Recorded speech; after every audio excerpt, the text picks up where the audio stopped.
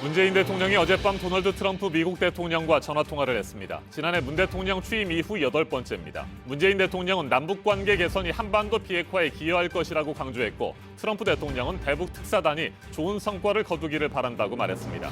두 정상은 이달 말 유엔 총회를 계기로 직접 만나서 한반도 문제에 대해 심도 있게 협의하기로 의견을 모았습니다. 정의용 청와대 국가안보실장을 비롯한 우리 정부의 대북 특사단은 잠시 후 평양으로 떠납니다. 문 대통령의 친서와 함께 북한이 원하는 단계적 핵 리스트 제출에 대한 중재안을 가지고 가는 것으로 전해졌습니다. 중국 지도부 서열 3위인 리잔수 전국인민대표대회 상무위원장이 시진핑 주석 특별대표 자격으로 북한 정권 수립 70주년 기념 행사에 참가합니다. 김정은 체제가 시작되고 북한을 찾은 인사로는 최고위급으로 중국이 최대한의 성의 표시를 한 것이라는 분석입니다. 임금 인상과 인력 확충 등을 두고 병원 측과 보건의료노조가 협상을 벌인 가운데 합의가 나오지 않은 광주기독병원은 파업에 들어갔습니다. 나머지 병원들은 막판 협상을 진행하고 있습니다.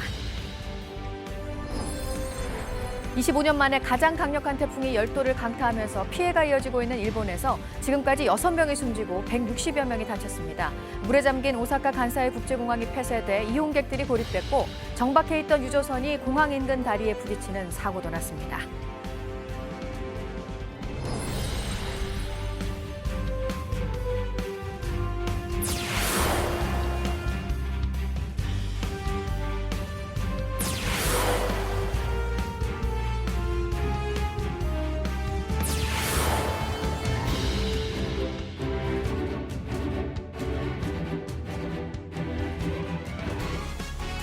문재인 대통령과 도널드 트럼프 미국 대통령이 어젯밤 84일 만에 전화통화를 했습니다. 대북 특사가 평양을 방문하기 직전에 대화를 나눈 겁니다. 청와대는 비핵화 협상과 3차 남북 정상회담 등 한반도 정세에 대해 의견을 교환했다고 밝혔습니다. 네, 또 이달 미국 뉴욕에서 열리는 유엔 총회에서 두 정상이 만나기로 얘기도 했습니다. 따라서 그 전에 진행이 되는 오늘 대북 특사단의 북한 방문, 또 평양에서 있을 남북 정상회담, 그 성과가 어떻게 나올지가 더 중요해졌습니다. 9월 5일 수요일 아침엔 조민준 기자가 첫 소식으로 전해드리겠습니다. 문재인 대통령과 트럼프 대통령이 어젯밤 9시부터 50분간 통화했다고 청와대가 밝혔습니다. 문 대통령 취임 이후 8번째이자 싱가포르 북미 정상회담 통화 이후 84일 만입니다. 두 정상은 통화에서 현재 진행 중인 비핵화 협상, 3차 남북 정상회담을 포함한 한반도 정세에 대해 허심탄회하게 의견을 교환했다고 김의겸 청와대 대변인이 밝혔습니다. 문 대통령은 지금이 한반도 평화 정착의 중대한 시점이며 이는 완전한 비핵화와 함께가는 것임을 강조했습니다. 그러면서 지금까지 이루어진 진전이 트럼프 대통령의 결단력과 추진력 덕분이라고 평가했습니다. 오늘 파견될 대북 특사에 대해선 9월 정상회담 준비와 완전한 비핵화를 협의하기 위한 것이라고 설명했습니다. 이에 대해 트럼프 대통령은 3차 남북 정상회담이 남북 관계는 물론 한반도 평화를 위해 좋은 성과를 거두기를 바란다고 강조했습니다. 통화에서 언급된 유엔 총회 계기 정상 간 만남에 대해선 추진 중인 사안이라고 청와대는 전했습니다. JTBC 조민주입니다. 김정은 위원장과의 면담을 위해 특사단을 파견한다. 문 대통령이 면담 내용을 설명해 주기로 약속했다. 미국 백악관은 어젯밤 문재인 대통령이 트럼프 대통령과의 전화통화에서 이같이 말했다고 밝혔습니다. 오늘 평양을 찾는 우리 특사단이 김정은 위원장을 만날 것이라는 점을 기정사실화한 것으로 풀이됩니다. 백악관은 문 대통령과 트럼프 대통령이 뉴욕 유엔 총회에서 별도로 만나기로 합의했다고 덧붙였습니다. 워싱턴에서 정효식 특파원이 전합니다. 김정은 위원장과 만나기 위해 5일 평양에 특사를 파견하며 면담 내용을 설명해 주겠다고 약속했다. 세라 샌더스 백악관 대변인이 어젯밤 한미 정상통화 내용을 설명하면서 문 대통령이 정의용 특사단 방북 목적이 김 위원장과 면담임을 명확히 했다는 겁니다. 정의용 국가안보실장은 앞서 면담 일정은 아직 확정이 안 됐으며 평양 도착 이후 세부 일정이 확정될 것으로 기대한다고 했지만 문 대통령은 김 위원장과 면담이 약속돼 있다고 트럼프 대통령에게 설명한 것으로 보입니다. 실제 김 위원장과 특사단 면담이 성사되면 북한의 핵신고 약속과 종전선언을 맞바꾸는 중재안으로 비핵화 협상의 교착 상태를 타개할 가능성도 커집니다. 샌더스 대변인은 두 정상은 김정은 위원장이 합의한 최종적이고 완전하게 검증된 북한의 비핵화를 달성하는 노력을 포함해 한반도 관련 최근 사항을 논의했다고도 했습니다. 백악관은 또 9월 뉴욕 유엔 총회에서 두 정상이 별도로 정상회담을 갖기로 합의했다고도 밝혔습니다. 지난해 6월 첫 워싱턴 정상회담에 이어 9월 뉴욕, 11월 서울회담, 올해 5월 22일 백악관 회담에 이어 5번째 한미 정상회담입니다. 한미가 뉴욕 정상회담에 합의함에 따라 특사 방북에서 비핵화 협상 돌파구만 마련된다면 9월 중순 남북 정상회담에 이어 유엔 총회에서 남북미 또는 남북미 중 4개국 정상이 모여 종전선언을 할 가능성도 커질 것이란 전망도 나옵니다. 워싱턴에서 JTBC 정효식입니다. 정의용 청와대 국가안보실장과 서훈 국정원장 등 대북 특사단이 오늘 아침 문재인 대통령의 친서를 들고 평양으로 떠납니다. 이르면 오늘 오후에 문 대통령과 김정은 국무위원장의 3차 남북 정상회담 날짜가 나올 것으로 보입니다. JTBC 취재 결과 북한은 단계적 핵 리스트 제출을 원하고 있고 특사단이 이 부분에 대한 중재안을 가지고 방북하는 것으로 전해졌습니다. 이서준 기자가 보도합니다. 대북 특사단이 평양을 방문해 조율할 핵심 의제는 북한의 핵리스트 제출과 관련된 걸로 알려졌습니다. 정부 관계자는 북한은 핵리스트 제출을 여러 단계로 나누어 하길 원한다고 설명했습니다. 북한이 핵리스트를 한꺼번에 제출하긴 어렵지만 핵리스트 제출 자체를 거부하진 않는 분위기라는 게 정부 관계자들의 설명입니다. 핵리스트 제출을 언제까지 할지 계획안을 내는 걸 한 단계로 이후 핵리스트 작성을 다시 여러 단계로 나누겠다는 게 북한의 입장이라는 겁니다. 제출 단계를 핵시설, 핵무기, 핵물질 등 종류별로 나누거나 보관된 지역별로 나누는 방안 등이 거론됩니다. 특사단은 이번 방북을 통해 북측이 생각하는 단계적 핵리스트 제출 계획 등을 들어보고 이후 미국과 추가적으로 논의한 뒤 이번 달 남북 정상회담에서 북측에 우리 측 중재안을 제시할 걸로 보입니다. JTBC 이서준입니다. 중국이 오는 9일 평양에서 열리는 북한 정권 수립 70주년 기념 행사에 권력 서열 3위인 리잔수 전인대 상무위원장을 파견하기로 했습니다. 그동안 소문이 무성했던 시진핑 주석의 방북은 무산된 겁니다. 대신 특별 대표를 보내서 성의를 다하겠다는 뜻으로 해석됩니다. 이유정 기자가 보도합니다. 리잔수 전국인민대표회의 상무위원장이 북한의 정권 수립을 축하하기 위해 오는 8일 평양을 방문한다고 중국 관영 매체들이 일제히 보도했습니다. 시진핑 주석의 특별 대표 자격입니다. 중국 지도부 서열 3위인 리잔수 상무위원장은 김정은 북한 국무위원장 체제가 들어선 이후 방북하는 중국 인사로는 최고위급입니다. 시 주석은 앞서 2015년 10월 서열 5위인 류인산 상무위원을 특사로 파견해 친서를 전달한 바 있습니다. 이번에는 서열을 높여 시 주석의 신임이 두터운 리 위원장을 파견함으로써 북중 관계를 과거보다 더 중시하고 있다는 뜻을 전하려 한 것으로 보입니다. 같은 시각 북한 관영 매체인 조선중앙통신도 리 위원장의 방북 소식을 보도했습니다. 한때 시진핑 주석의 방북설이 거론됐지만 시 주석의 방북은 어려워 보인다는 분석이 많았습니다. 트럼프 미국 대통령이 중국이 북한에 영향을 미치고 있다는 중국 배후설을 제기하는 상황에서 시 주석의 방북은 외교적 부담이 크다는 겁니다. 특별대표인 리 위원장은 김정은 위원장을 만나 교착 상태인 북핵 협상과 제3차 남북 정상회담을 놓고 북중 간 조율에 나설 것으로 보입니다. JTBC 이유정입니다. 임금 인상과 노동시간 단축 등을 요구하고 있는 보건의료노조가 병원 측과 계속해서 협상을 벌이고 있습니다. 광주 기독병원은 협상이 결렬되면서 조금 전부터 파업에 들어갔습니다. 김필준 기자가 보도합니다. 보건의료노조는 임금 인상과 인력 확충 등에 대해 일부 병원과 오늘 아침까지 협상을 이어가고 있습니다. 광주 기독병원의 경우 협상이 끝내 결렬돼 아침 7시부터 전면 파업에 들어갔습니다. 병원 행정직과 의료기사, 간호사 등으로 구성된 보건의료 노조는 임금 총액 7.1% 인상과 인력 확충, 공짜 노동 없애기 등을 요구해왔습니다. 실제로 올해 발표된 보건의료 노동자 실태조사 결과에서는 종사자 중 80% 이상이 인력 부족이 매우 심각한 상태라고 답했습니다. 특히 종사자 중 절반에 가까운 사람들은 연장 근무를 하고서도 돈을 받지 못하는 이른바 공짜 노동을 하고 있다고 밝혔습니다. 노조가 파업에 들어가도 응급실과 중환자실, 수술실 등은 큰 무리 없이 돌아갈 것으로 보입니다. 파업 기간에도 필수 인력은 유지되며 행정 업무 등엔 대체 인력이 투입되기 때문입니다. 다만 일부 외래 진료와 지원 업무는 차질을 빚게 됩니다. JTBC 김필주입니다. 주택 한 채를 가지고 있는 사람들이 2년 이상 실거주를 하면 양도소득세가 면제되는 걸 3년 이상으로 기간을 늘리는 방안을 정부가 추진하고 있습니다.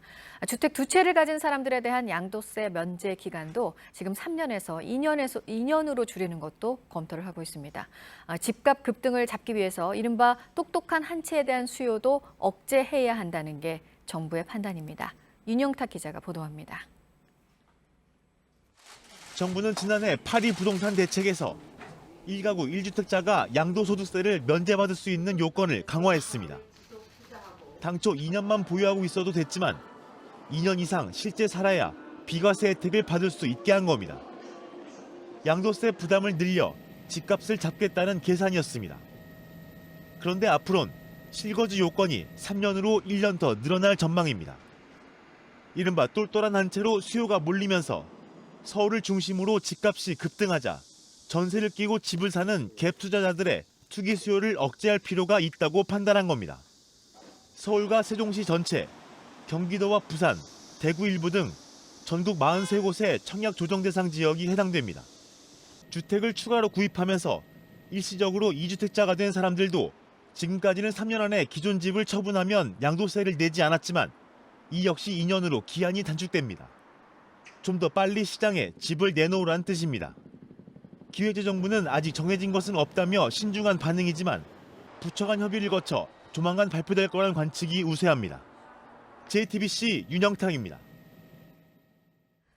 네, 지난달 초에 미국 상장회사 최초로 애플이 시가총액 1조 달러를 돌파했었습니다. 이번에는 전자상거래 기업인 아마존입니다. 사상 두 번째로 기록을 세웠습니다. 이 소식은 뉴욕에서 심재우 특파원이 전해드립니다. 장이 열린 지 2시간도 안 돼 아마존 주가가 2,050달러 27센트를 넘어섭니다. 전장에 비해 2% 가까이 상승하면서 꿈의 시가총액으로 불리는 1조 달러를 돌파했습니다. 아마존 주가는 이후 2,050달러 밑으로 떨어졌다가 다시 힘을 냈지만 종가 기준으로 1조 달러 시총에 살짝 못 미치는 2,039달러 51센트를 기록했습니다. 장중 한때지만 미국 기업이 시총 1조 달러를 넘어선 경우는 지난달 2일 애플에 이어 두 번째입니다. 아마존 주가는 올해 들어 70% 이상 급등했습니다. 월스트리트 저널은 수익성 없던 도서 판매점이 마침내 상업 세계의 파괴적인 힘으로 변모했다고 평가했습니다. 1994년 제프 베조스가 차고에서 온라인 서점으로 창업해 97년 기업 공개 당시 시총은 5억 달러에도 미치지 못했습니다. 20여 년 만에 2,000배로 성장한 것입니다. 온라인 소매 유통에서 쌓아올린 핵심 역량을 클라우드를 비롯한 다른 시장에서도 유감없이 발휘하며 승승장구한 결과입니다. 지난해에는 유기농 식품체인 홀푸드를 인수해 식품 시장에 진출한 데 이어 최근에는 온라인 의약품 유통시장 진출을 노리고 있습니다. Amazon's doing such a great job at growing in its core market. There's a lot of penetration left for Amazon to go after in that core market. 조금 전 끝난 뉴욕 증시에서 주요 지수는 무역전쟁 격화 우려에 소폭 하락세를 나타냈습니다. 다우존스 30 산업평균 지수는 12.34포인트 떨어진 25,952.48에 장을 마쳤습니다. S&P 500과 나스닥 지수는 각각 4.80포인트, 18.29포인트 하락했습니다. 뉴욕에서 JTBC 심재호입니다. 이번에는 오늘 아침 체크해봐야 할 뉴스들을 분야별로 살펴보겠습니다. 먼저 정치 분야입니다. 바른미래당이 손학규 대표 취임 이후 첫 번째 당직 인사를 발표했습니다. 당 사무총장에 바른정당 출신 오신환 의원이, 대표 비서실장에는 국민의당 출신 최이배 의원이 임명됐습니다. 수석 대변인은 국민의당 출신 김삼화 의원이 맡게 됐습니다. 이해찬 더불어민주당 대표가 교섭단체 대표 연설에서 수도권에 있는 공공기관 122개를 적합한 지방으로 옮기도록 당정 간에 협의를 하겠다고 말했습니다. 이명박, 박근혜 정부에서 제동이 걸렸던 공공기관 지방 이전 논란이 다시 수면 위로 떠오를 것으로 전망됩니다. 문재인 정부 2기 내각을 구성한 신임 장관 후보자 5명에 대한 인사청문 요청안이 국회에 제출됐습니다. 야당이 송곳 검증을 예고한 가운데 유은혜 사회부총리 겸 교육부 장관 후보자의 위장 전입과 이재갑 고용노동부 장관 후보자의 다운 계약서 작성 등을 놓고 치열한 공방이 예상됩니다. 2.9%인 올해 우리 경제 성장률 목표치 달성이 쉽지 않을 거라는 목소리가 커지고 있습니다. 지난 2분기에 우리 경제가 전분기보다 0.6% 성장하는 데 그친 건데요. 1분기 성장률 1%보다 0.4%포인트 낮기도 합니다. 투자가 줄고 민간 소비가 부진한 영향이 컸습니다. 금융감독원이 줄어든 감독 기능을 강화하기 위해 본격적으로 나선 모습인데요. 올해 종합검사 대상으로 농협은행과 지주, 미래에셋 대우증권을 포함해 7개 금융회사를 선정했습니다. 감독 역할을 되살리겠다는 건 윤석헌 원장이 계속 강조해온 부분이기도 합니다. 취약점이 많은 회사를 우선 선정했고 업무 전반에 대한 점검이 필요한 회사도 앞으로 대상이 될 거라고 금감원은 밝혔습니다. 8월 임시국회가 끝나고 기업인들은 허탈할 수밖에 없었다며 박용만 대한상공회의소 회장이 어제 국회를 찾았습니다. 20대 국회 들어서 9번째 국회 방문이었는데 각종 규제 개혁 법안 처리가 무산된 부분을 말하면서 기업들이 활력을 키울 수 있는 법안을 만들어줄 것을 호소했습니다. 계속해서 사회 분야 뉴스입니다. 기무사의 계엄령 문건을 수사하고 있는 민군 합동수사단이 기우진 전 기무사 5처장을 소환했습니다. 계엄 문건 작성 경위와 윗선 지시 여부 등을 집중 조사한 것으로 확인됐습니다. 기존 처장이 대비 계획 세부 자료 작성을 주도한 것으로 알려진 만큼 계엄 문건 의혹 수사가 본격적으로 속도를 낼 것으로 보입니다. 일반적인 철문을 방화문이라고 속여서 납품한 업자와 눈속임으로 인증 시험을 통과시킨 브로커 등 100여 명이 무더기로 적발됐습니다. 가짜 방화문은 수도권 일대 상가와 오피스텔 등 670곳에 15,000개가량 설치된 것으로 드러났습니다. 경찰이 응급실에서 의료진 등을 폭행하고 난동을 부릴 경우 공무집행 방해에 준하는 것으로 판단하고 무관용 원칙으로 엄중 대응하겠다고 밝혔습니다. 특히 흉기를 사용하는 등 중대 사건은 구속 수사를 원칙으로 하고 필요하면 전자충격기 등 경찰 장구도 적극 활용하기로 했습니다.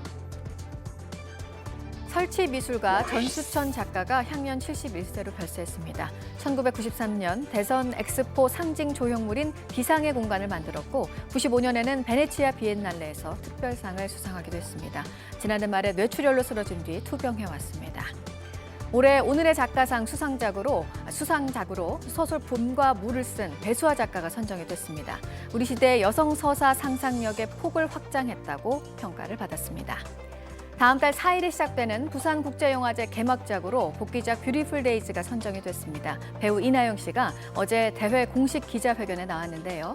영화에서 생존을 위해 고통을 견디며 살아가는 탈북 여성을 연기했습니다.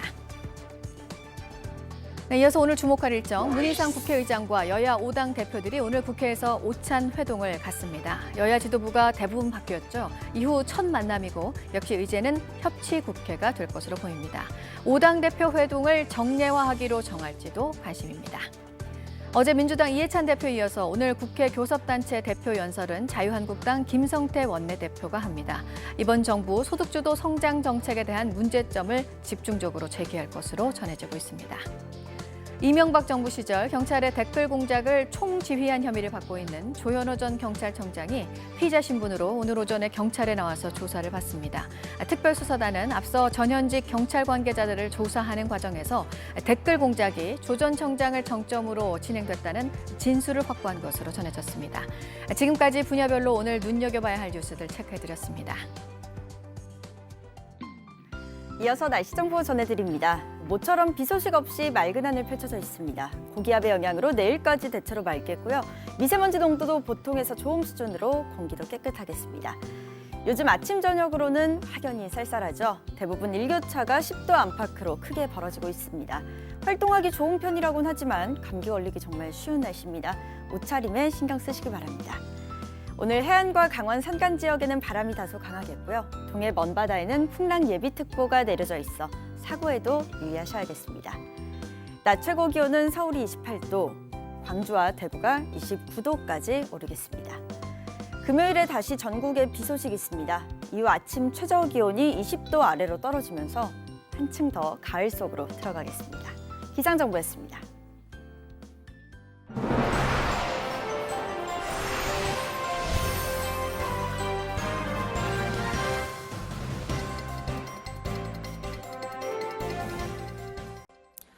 어제 삼성전자의 한 반도체 공장에서 이산화탄소가 유출돼 노동자 3명이 죽거나 다쳤습니다.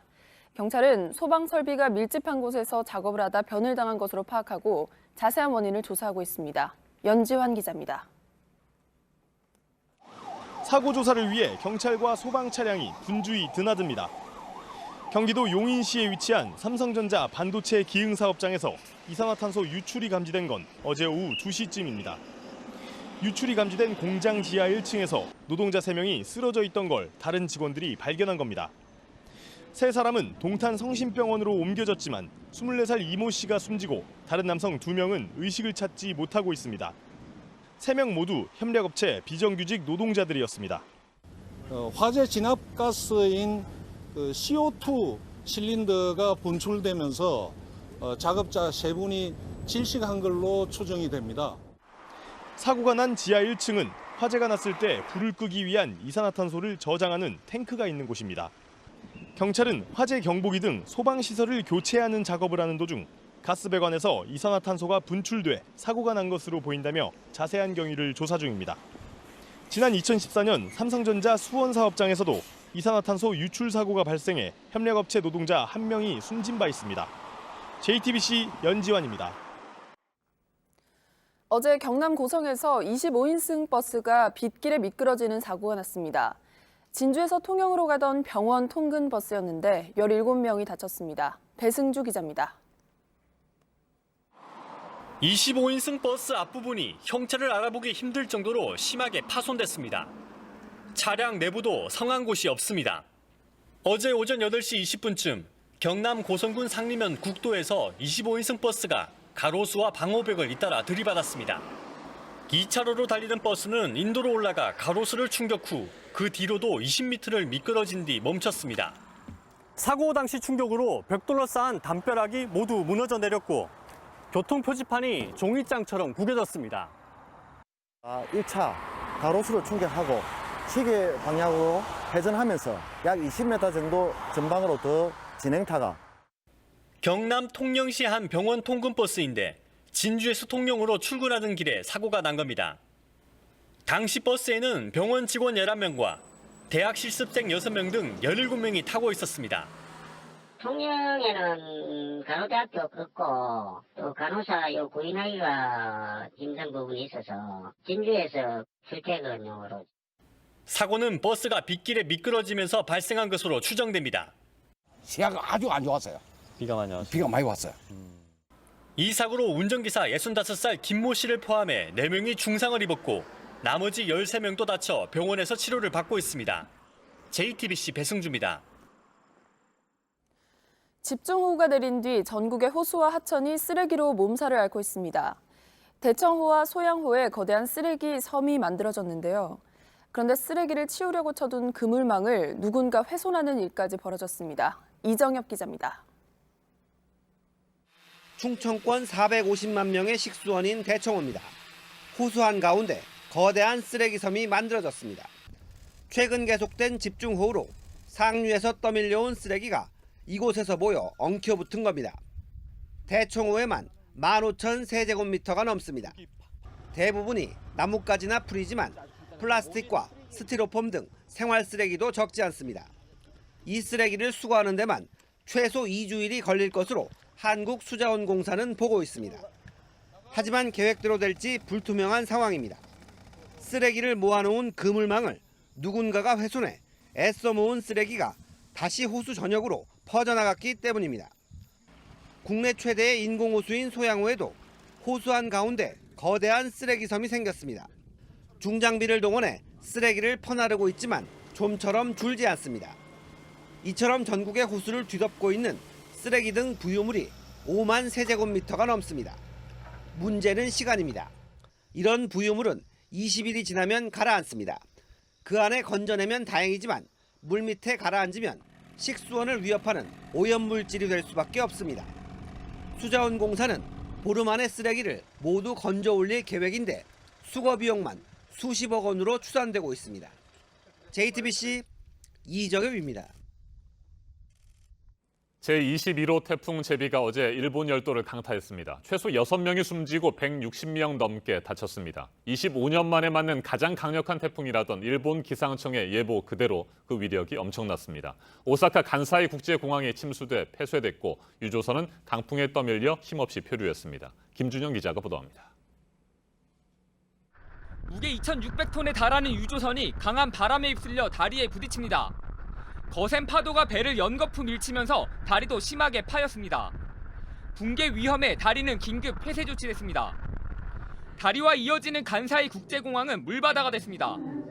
어제 오후 3시부터 공항 운영이 중단돼 현재 항공기 800여 편이 결항했습니다. 승객 등 공항 이용객들도 공항에서 나가지 못하는 상황입니다. 오사카와 나리타, 나고야를 오가는 대한항공 18편도 결항했습니다. 21호 태풍 제비는 어제 낮 12시쯤 시속 65km 속도로 일본에 상륙했습니다. 순간 최대 풍속 초속 60m에 이르는 강풍과 시간당 50mm 이상의 세찬비를 뿌리며 북북동쪽으로 이동 중입니다. 신칸센과 제레산 일부 노선도 운항을 중단했고 일부 자동차 공장들도 문을 닫았습니다. 태풍의 길목인 오사카와 교토 등 간사이 지방 24만 세대의 전력 공급이 끊겼습니다. 시코쿠와 긴키 등 서일본 지역 약 110만 명의 피난 권고도 내려졌습니다. JTBC 김준영입니다. 일본 열도에 상륙한 태풍 제비는 공항을 비롯한 국가 기관 시설뿐만이 아니라 유명 테마파크의 영업도 중단시켰습니다. 강한 바람 때문에 운행을 멈췄던 대관람차는 스스로 돌아가기까지 했습니다. 전철 역사의 지붕이 무너져 내렸고 달리던 트럭도 도로 한복판에서 옆으로 넘어졌습니다. 이지은 기자가 보도합니다. 공장 지붕이 갑자기 공중으로 날아가 바닥에 박힙니다. 유치원 지붕도 강풍에 날아갔습니다. 보트는 맥없이 흔들립니다. 불어난 물에 강한 바람까지 더해졌기 때문입니다. 태풍 때문에 운행을 멈췄던 높이 100m의 회전 관람차는 강한 바람에 스스로 돌아갑니다. 교토역 천장의 유리창이 모두 깨지며 3명이 다쳤습니다. 시내 길가 곳곳엔 도로 표지판이 떨어져 나뒹굴었고 가로수도 뽑혔습니다. 태풍이 도심을 관통하면서 주택과 상업지역 가리지 않고 피해가 속출했습니다. 상점 지붕은 길가로 떨어지기 직전입니다. 강한 바람이 편의점 벽에 날아가 주변에 서 있던 차와 주택에 부딪히기도 했습니다. 트럭이 다리 난간에 아슬아슬하게 매달려 있고 강한 바람에 힘없이 넘어지기도 했습니다. 유명 테마파크인 유니버셜 스튜디오 재팬도 문을 닫았습니다. 에이메현 등 대부분 학교들은 임시 휴교했습니다. JTBC 이지은입니다. 미국 남동부 멕시코만 접경 지역에서는 허리케인급 열대성 폭풍의 상륙이 예보됐습니다. 일부 지역에서는 비상사태가 선포됐습니다. 부소연 특파원입니다. 세찬 바람에 야자수가 위태롭게 흔들립니다. 폭우까지 내려 해변가와 거리가 텅 비었습니다. 열대성 폭풍 고든이 플로리다 남부를 거쳐 멕시코만을 향해 북서쪽으로 이동하고 있습니다. 고든이 지난 플로리다 퍼넨들 지역에는 150mm가 넘는 폭우가 내렸습니다. 열대성 폭풍의 상륙을 앞두고 미시시피, 루이지애나, 엘라바마주에는 비상사태가 선포됐습니다. And I have authorized the National Guard to activate 200 guardsmen effective tomorrow morning. 고든의 중심부 강풍은 시속 100km 미만이지만 높은 해수면 온도의 영향을 받으면 카테고리 1등급 허리케인으로 발달할 가능성이 큰 것으로 예상되고 있습니다. 미 국립 허리케인 센터는 미시시피, 엘라바마에서는 국지성 소용돌이 바람, 토네이도가 일 수 있다며 인명피해 위험을 경고했습니다. 피해 예상 지역 일부 학교에는 임시 휴교령이 내려졌습니다. 미시시피 재난당국은 주민들에게 비상식량을 준비할 것을 권고했습니다. 허리케인 센터는 루이지애나와 엘라바마 일부 해안 지역에 폭풍 해일 경보도 발령했습니다. 로스앤젤레스에서 JTBC 부소연입니다.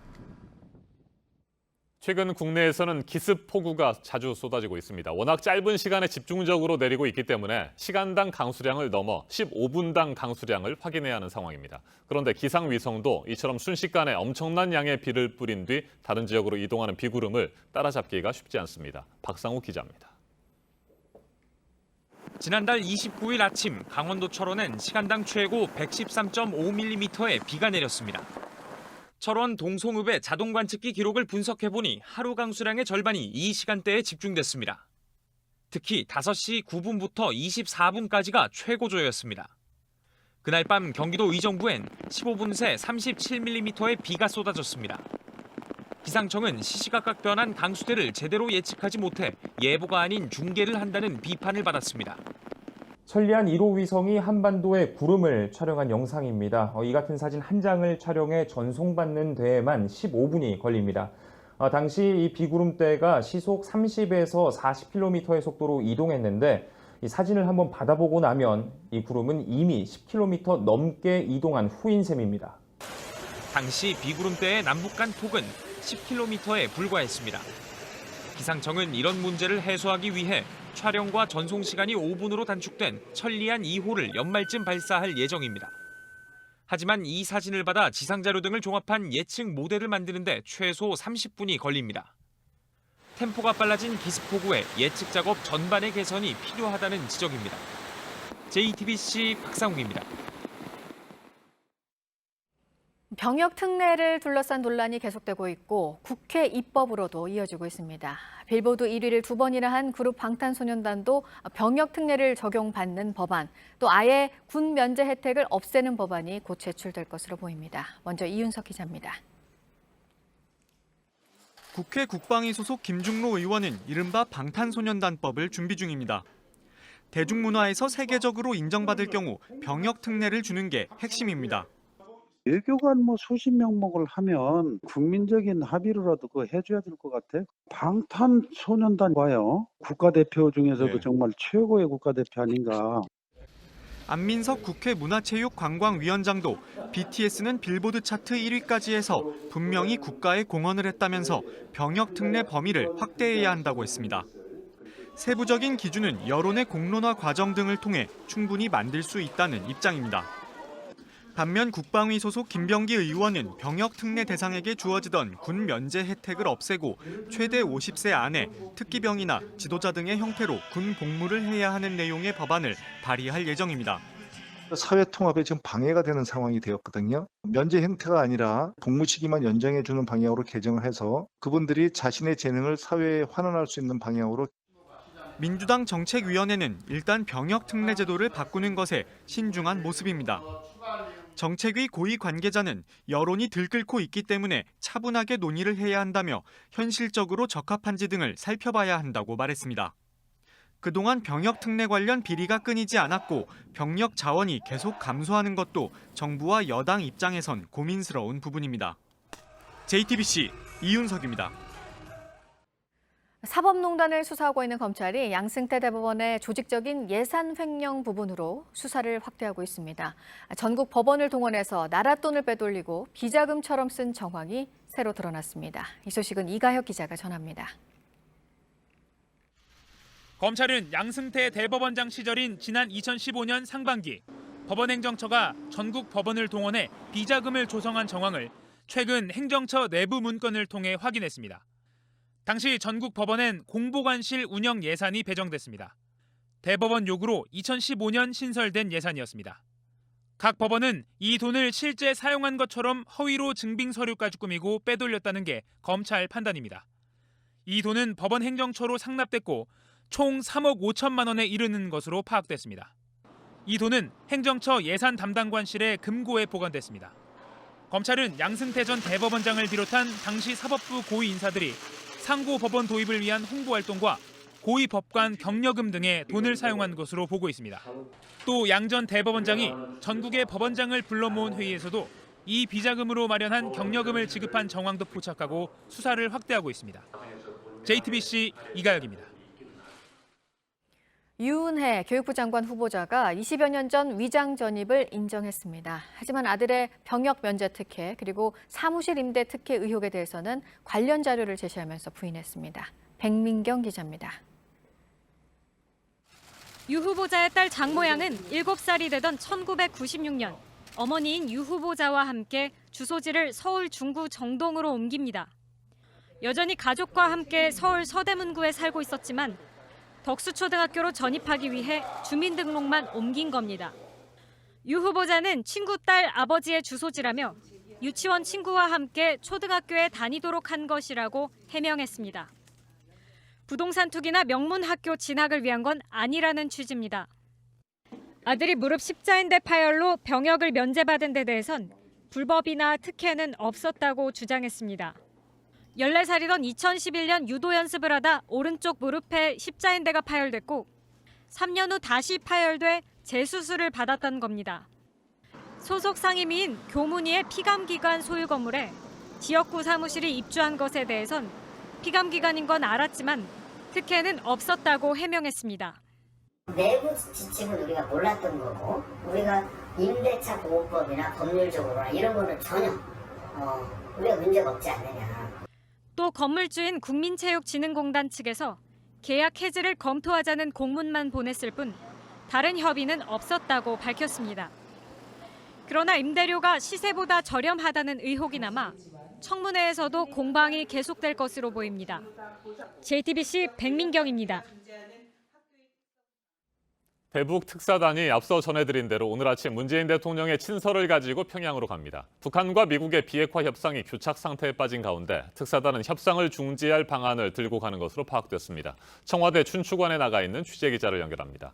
신진 기자, 우리 특사단은 정의용 청와대 국가안보실장 등 모두 5명이죠. 평양으로 출발했습니까?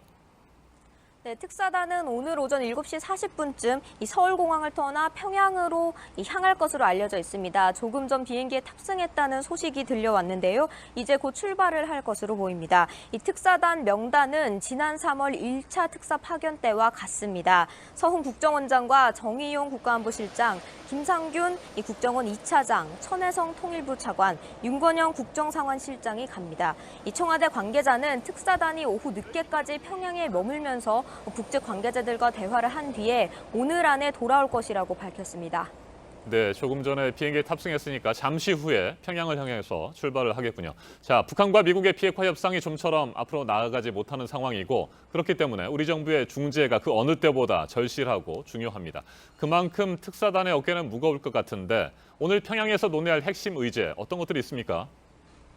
네, 정의용 실장은 어제 오후에 브리핑을 열고 이 오늘 나눌 의제에 대해서 간략히 소개를 했습니다. 우선 완전한 비핵화를 언급을 했습니다. 이 한반도의 항구적인 평화 달성 방안에 대해서 논의를 하겠다고 설명을 했습니다. 그리고 정상회담 날짜와 의제에 대해서 좀 더 구체적으로 협의할 예정이라고 했고요. 또 판문점 선언 이행 방안에 대해서도 논의할 예정입니다. 특히 현재 북미가 비핵화 방안을 둘러싸고 이견을 보이고 있는 만큼 이 부분을 조율하기 위한 역할이 클 것으로 보입니다. 또 정 실장은 종전 선언도 비핵화 과정에서 중요한 부분인 만큼 올해 안에 이루어질 수 있도록 노력하겠다고 밝혔습니다.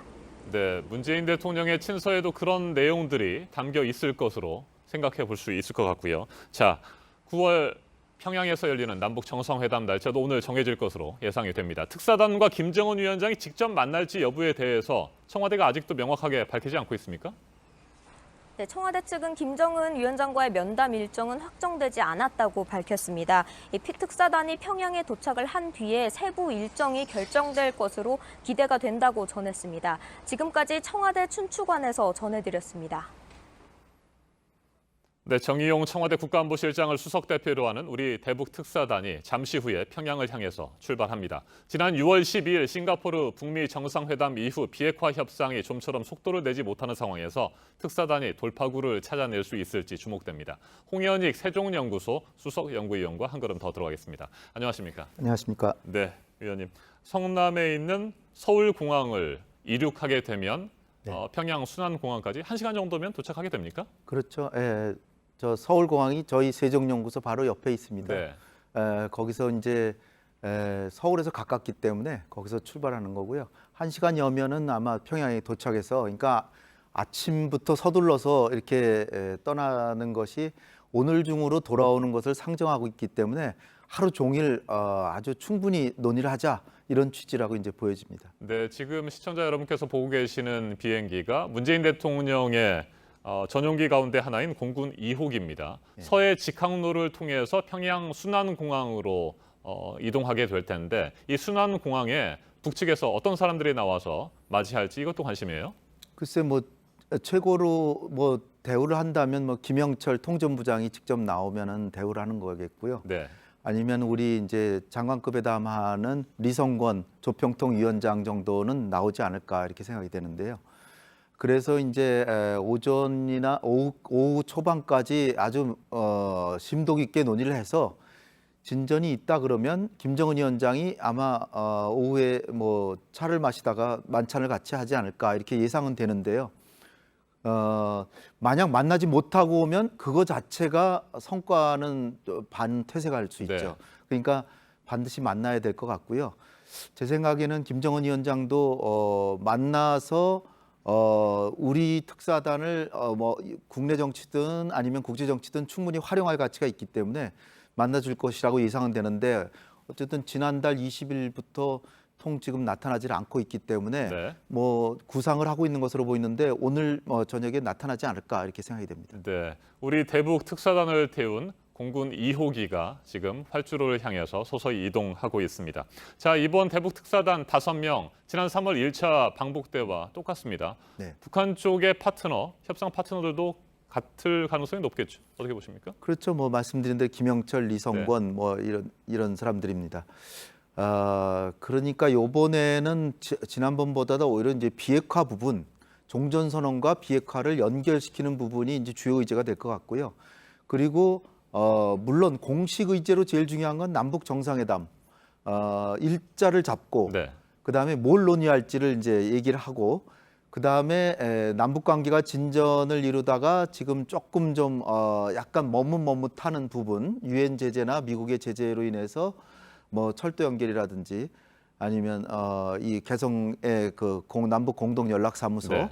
이런 부분도 얘기를 하겠지만 핵심 중에 핵심은 결국은 북한이 그 종전선언을 미국에 동참하기 유도하기 위해서도 핵신고 부분에 있어서 전향적인 입장이 나올 것인지 그리고 이것을 김정은 위원장이 직접 얘기해 준다면 제일 좋은데 최소한은 비핵화에 대한 의지를 다시 한번 밝혀야 북미 간의 협상 동력이 다시 살아나기 때문에 오늘 김정은 위원장이 나타나는 것 자체가 중요하고 그다음에 신고 부분에서 뭐 단계적으로라도 신고할 의향을 보인다 이러면 대성공인데 의제 부분에서도 일단은 남북 정상회담 준비하기 위해서 가는 것이지만 실질적으로 더 중요한 것은 북미 관계가 지금 정체 상태이니까 그것을 돌파구를 마련하는 역할을 할 것이냐 이것이 중요합니다. 그리고 그 시금석은 김정은 위원장이 나타났냐가 되겠죠. 네, 현재 미국이 종전선언과 관련해서 뭐 적극적이지 않은 상황이기 때문에 종전선언을 끌어내기 위해서는 북한이 핵 리스트를 이번에 적극적으로 신고하려고 하는 자세를 보여주는 게 필요하고요. 앞서 이서준 기자의 보도가 있었습니다만 단계별 핵 리스트 신고와 관련해서 일단 핵시설이 있고요. 핵무기, 핵물질이 있는데 이렇게 종류별로 신고를 뭐 단계에 거쳐서 하거나 아니면 보관된 지역별로 신고를 하거나 뭐 이런 두 가지 방법이 있을까요? 그렇죠. 그러니까 북한의 생각은 자기네가 이미 많이 양보를 했는데 미국은 겨우 그 한미연합훈련 하는 것만 지금 중단한 거 아니냐. 자기는 5개 정도 양보를 했다는 거죠. 그렇죠. 그런 상황에서 미국의 생각은 그러나 실질적인 비핵화는 하나도 한 게 없지 않냐. 이거니까 그중에서도 이제 핵을 동결시키고 프로그램을 일단 중단시켜야 되잖아요. 그다음에 신고, 뭐를 갖고 있는지, 그다음에 사찰을 받아라. 이런 것들이 이제 나눠지는데 일단 동결하는 부분을 제외하더라도 신고 부분이 지금 말씀하신 것처럼 핵물질과 핵무기와 핵시설 이 세 가지로 나눌 수 있고 그다음에 어느 지역별로 하겠다. 왜 그러냐면 북한의 생각은 이제는 미국에 대한 협상 카드가 다른 잔가지들은 다 양보를 했고 핵밖에 없거든요. 그렇다면은 그거를 한꺼번에 전모를 드러내는 건 자기네가 너무나 많은 양보를 하는 거다. 따라서 소위 그들이 얘기하는 살라미 전술 해가지고 좀 여러 개로 나눠서 하겠다. 그러니까 더 잘게 나눈다면 언제까지 그러한 신고를 하겠다는 계획서를 제출하겠다. 그다음에 두 번째로는 시설과 뭐 물질과 무기를 나눠서 또 각각 단계별로 하겠다. 그다음에 지역별로 하겠다. 이렇게 함으로써 북한이 이제 전모를 드러내지 않고 그러나 실질적인 비핵화로 들어가는 그런 걸 하면서 그럼 미국은 또 종전선언을 바로 해줄 거냐 하면은 종전선언을 해주는데 그 의미를 상당히 낮은 단계로 해주겠다. 네. 그러니까 주한 유엔 사령부라든지 한미동맹이라든지 주한미군 이런 거는 전혀 영향이 없다는 거를 약속을 해라. 그러면 해줄 수도 있다. 이런 식으로 해서 서로 간에 낮은 단계의 합의가 도출이 된다면 잘하면은 트럼프 폼페이오가 다시 간다든지 아니면 정상회담 날짜를 일단 잡고 그다음에 더 잘 되면은 김정은 위원장이 미국에 가서 문재인 대통령하고 트럼프 대통령은 9월 말쯤에 만난다는 거 아닙니까? 네. 유엔에서. 그러니까 김정은 위원장이 같이 합류해서 종전선언을 할 수도 있다. 거기다 이제 변수는 또 시진핑 주석도 유엔에 와서 같이 하자 그러면 또 그것이 또 변수는 되겠지만 제일 중요한 것은 종전선언을 하기 위한 진고에 대해서 북한이 성의 있는 태도를 오늘 보인다면 네. 그것이 시발점이 돼서 선순환적으로 풀릴 수 있겠죠. 네, 그러니까 핵리스트 신고의 구체적인 일정을 밝히고 네. 또 어떻게 리스트를 신고할 것인지에 대해서 그 방법까지도 네. 제시를 해야 한다라고 우리 대북 특사단이 가서 얘기를 하겠군요. 그러니까 전 시간표 전체를 일단 그림이라도 보여주고 네.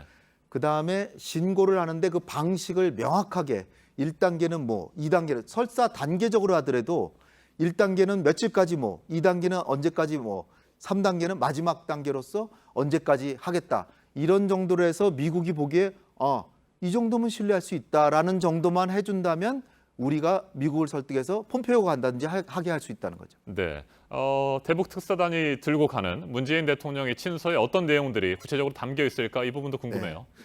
아무래도 이제 남북 관계 문제를 말씀을 하실 테고요.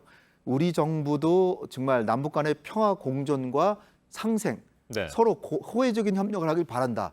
그러나 비핵화가 지금 경색돼서 유엔 제재나 미국의 대북 제재로 인해서 실질적으로 할 수가 없다. 따라서 김정은 위원장이 통크게 첫 걸음을 내딛는다면 북미 관계도 잘 될 테고 네. 우리도 적극적으로 남북 관계를 호혜적인 협력으로 갈 수 있다. 그러나 이건 조건부지 비핵화를 안 한다면 그 순간 중단될 것이다. 따라서 김정은 위원장이 이런 말을 쓰면 실제로는 안 쓰시겠지만 실질적인 내용은 김정은 위원장이 설사 지금 5개를 양보하고 미국은 한미연합훈련 중단 하나밖에 안 했다고 네. 하더라도 미국의 힘이 북한보다 수백 배 강하니까 한 걸음만 양보를 해라. 그러면 우리가 운신을 해서 미국을 설득해서 종전선언도 하고 남북관계도 적극적인 협력으로 갈 수 있다. 네. 충분한 의지와 능력이 있다. 네. 이런 말씀이 이 들어가지 시각 않을까 성남공항의 모습을 보고 계십니다. 우리 대북 특사단 5명을 태운 공군 2호기가 평양을 향해서 지금 막 이륙했습니다. 앞으로 1시간 정도면 평양 순안공항에 도착을 하게 될 거고요. 일단 청와대가 밝힌 내용에 따르면 오늘 당일치기로 평양을 방문하고 저녁 늦게까지 북한 지도부와 대화를 나눈 뒤에 돌아올 예정입니다. 그런데 상황에 따라서는 위원님, 뭐 1박 2일 일정으로 바뀔 수도 있겠죠? 그럼요. 왜냐하면은 이 워낙 중요한 회담이고 지금 북미 관계가 기로에 놓여 있고 네. 미국도 뭐 여차하면 한미연합훈련 다시 재개하겠다, 뭐 대북 제재 더 강화하겠다 이렇게 나올 수도 있기 때문에 김정은 위원장으로서도 아마 오늘 저녁에 만나줄 것 같긴 하지만 북한이 하루 더 자고 간다면 내일 아침이라도 네. 만나줄 수 있다 이렇게 얘기하면 더 자고 와야죠 당연히. 그리고 또 얘기가 오히려 잘 돼서 더 진도를 더 나가자 그래서 더 있을 네. 수도 있고요. 따라서 오늘 밤에 반드시 돌아온다 이렇게 생각할 수는 없다고 봅니다. 네. 어젯밤 트럼프 대통령과 문재인 대통령의 전화 통화 내용에도 뭐 앞에 뭐 여러 가지 내용들을 저희가 전해드리긴 했습니다만 알려지지 않은 내용들이 또 있을까 이런 궁금증도 있어요. 트럼프 대통령이 오늘 특사단이 가서 어떠한 역할을 해달라 이렇게 뭐 부탁했을 수도 있지 않겠습니까? 어젯밤에 그 트럼프 대통령하고 3달 만에 이제 네. 통화를 하셨는데 상당히 의미가 크다 이렇게 보여집니다. 이게 지금 한미 간에 약간의 이견이 있다라는 얘기들이 막 솔솔 흘러나오고 있는 이런 상황에서 정상 간의 통화를 통해서 트럼프 대통령의 리더십으로 우리가 이렇게 여기까지 네. 왔고 그리고 트럼프 대통령도 흔쾌하게 특사단에 가는 것이 큰 성과를 거두기를 기대하고 결과를 알려달라. 그리고 하나 더해서 9월 말경에 유엔에서 만나서 또 향후 협의를 하자. 이거는 트럼프 대통령이 미국의 이를테면 한미 간에 약간의 이견이 있다는 걸 완전히 잠재우는 효과가 있고 한국 국내에서도 문재인 대통령한테 힘을 실어주고 네. 특사단에게도 김정은이 안 만나려고 했다가도 만나게 해주는 그런 효과까지도 있지 않을까. 그래서 아주 시의적절하게 그 한미 정상 간의 통화가 이루어졌고 내용도 아주 좋았다 이렇게 생각이 됩니다. 네, 지난 3월 1차 특사단 방북을 계기로 해서 남북 정상회담이 열렸고 6.12 북미 정상회담까지 이어졌습니다. 자, 오늘 두 번째 특사가 북한을 방문하게 되는데 꽉 막힌 북한과 미국의 비핵화 후속 협상에 물꼬를 다시 튀어주기를 기대해 보겠습니다. 오늘 말씀 잘 들었습니다. 홍현역 위원님. 네, 감사합니다. 서울 강서구에 특수학교를 설립하기 위해 장애를 가진 학생의 부모들이 반대하는 주민들 앞에서 무릎을 꿇고 호소했죠. 그로부터 정확히 1년이 지났습니다. 주민들과 교육청이 특수학교 설립을 위한 합의문을 발표했는데 갈등이 완전히 해결됐는지는 좀 더 지켜봐야 합니다. 강신우 기자입니다. 지역 주민들의 고성과 야유가 쏟아집니다. 지난해 오늘 특수학교 설립 토론회에 나선 장애아를 둔 어머니들은 눈물과 무릎으로 말해야 했습니다. 6개월이 지나서도 반목과 갈등은 여전히 가시지 않았습니다. 강서구 주민들은 특수학교가 아닌 한방병원을 요구했습니다. 다시 6개월이 지나 조희연 서울시 교육감과 김성태 지역구 의원 그리고 반대 주민 대표가 어제 국회에서 만났습니다. 나란히 서서 특수학교 설립을 아름답게 마무리하기로 합의했다고 발표했습니다. 인근 학교가 통폐합 시 그 부지를 한방병원 건립에 최우선 협조하고 주민복합 문화시설 건립을 약속했습니다. 그러나 완전히 해결됐는진 미지수입니다. 요구사항도 많이 있습니다. 그래서도 사실 그 협의가 완전히 종료가 안 된 부분이 있습니다. 반대 주민 대표의 말에서도 완전한 합의까진 갈 길이 멀다는 게 느껴집니다. 우리 대한민국 장애인, 비장애인, 남녀노소 저비용으로 일자리 창출도 할 수 있는 자리가 과연 어느 자리가 있냐. 특수학교는 지역이 많습니다. 이런 가운데 조 교육감은 오늘 장애 학생 부모들과 간담회를 가집니다. JTBC 강신호입니다. 사법농단 수사가 진행되면서 법원 내부 개혁에 대한 목소리도 커지고 있고요. 전국 법관대표회의가 설문조사를 했는데 영장 전담 판사 또 대형 부패 수사를 맡는 재판부 재판장을 임명하는 방식을 바꿔야 한다는 답이 다수였습니다. 이 같은 조사 결과는 김명수 대법원장에 전달이 됩니다. 강현석 기자입니다.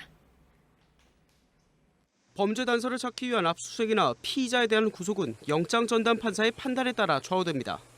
최근 검찰의 사법농단 수사에선 영장 전담 판사들이 압수수색 영장의 90%를 기각하며 논란이 끊이지 않고 있습니다.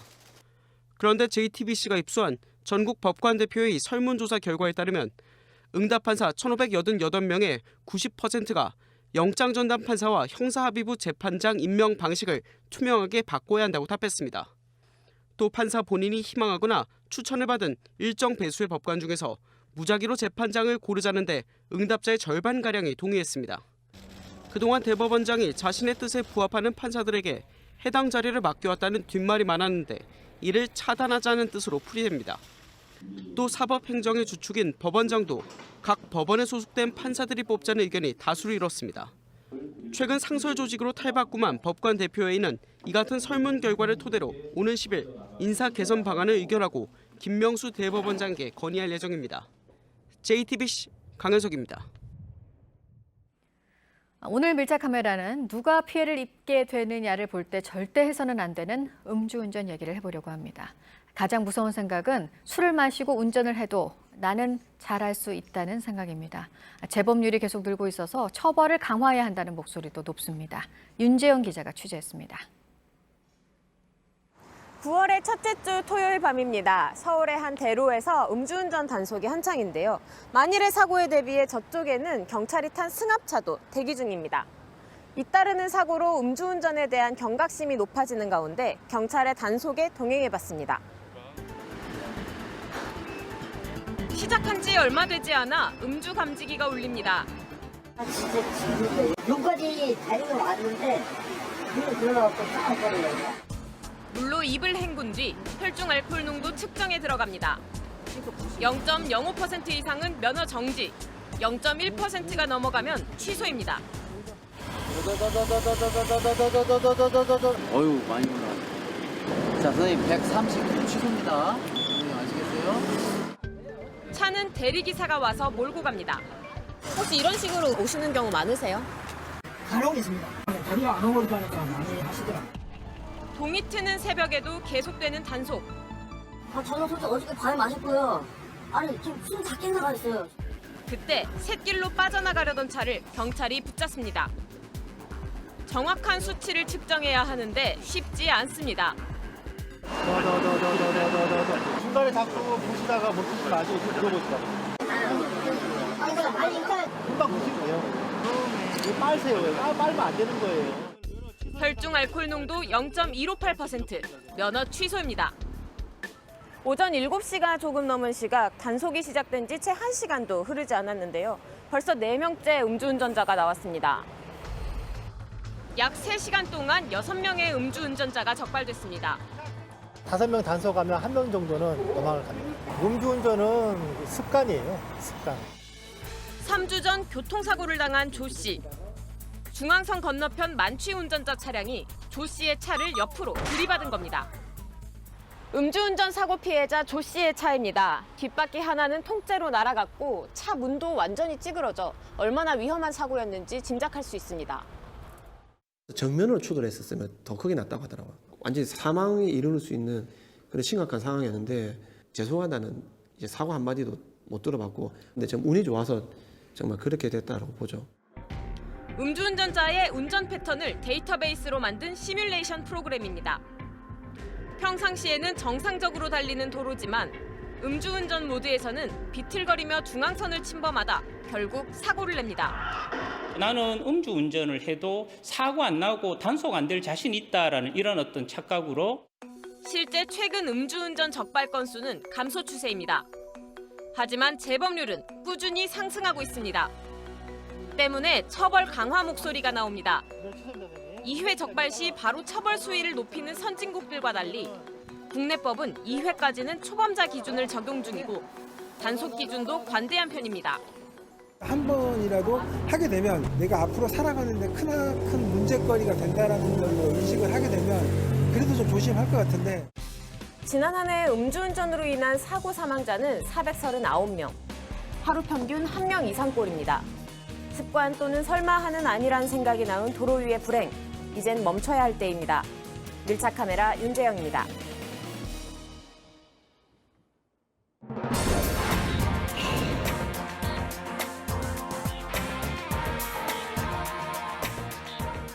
네, 오늘 아침에 새로 들어온 소식, 방탄소년단 소식입니다. 빌보드에서 1위를 석 달 만에 또 했죠. 이거는 이번에 나온 앨범으로 만든 기록이고요. 신곡인 아이돌은 빌보드 싱글 차트에 올라 있다는 소식입니다. 보도 연결하겠습니다. 안태훈 기자, 지난번에는 다른 곡이 이 차트에서 한 10위까지 올랐던 것 같습니다. 이번에도 순위가 계속 올라가겠죠? 네, 그렇습니다. 일단 이번에 랭크된 순위는 11위입니다. 빌보드 싱글 차트 핫 100이라고 하는데요. 여기서 11위에 오른 곡이고요. 곡명은 아이돌입니다. 톱 10에는 진입하지 못했습니다만 방탄소년단이 싱글 차트에서 기록한 역대 두 번째로 높은 순위입니다. 앞서 지난 6월에는 방탄소년단의 3집 정규 앨범 타이틀곡인 Fake Love가 핫 100 차트 10위에 오른 바 있습니다. 여기서 핫 100은 싱글 차트를 얘기하는 것이고요.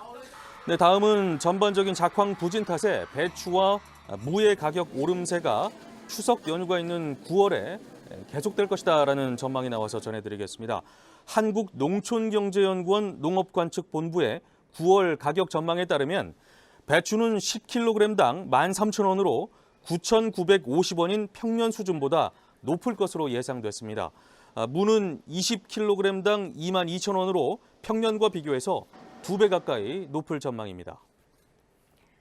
네, 많은 부분 대기업에 의존을 하고 있는 우리 경제에 대해서 지적이 많죠. 그런데 어느 정도인지 일본 또 미국과 비교가 되는 조사 결과가 나왔다고요? 네, 그렇습니다. 기업 평가 사저 CEO 스코어의 분석에 따르면 그렇습니다. 국내 10대 기업의 매출액은 6,778억 달러로 우리나라 국내 총생산 GDP 1조 5,308억 달러 규모와 비교했을 때 그 비중이 44.2%에 이릅니다. 반면 일본 10대 기업의 매출 비중은 24.6%, 미국의 경우 11.8%에 그쳐서 우리나라의 대기업 의존이 훨씬 큰 것으로 조사됐습니다. 네, 끝으로 카카오톡에서 이미 보낸 메시지를 취소할 수 있는 기능이 곧 생긴다는 소식이 나와서 전해드리겠습니다.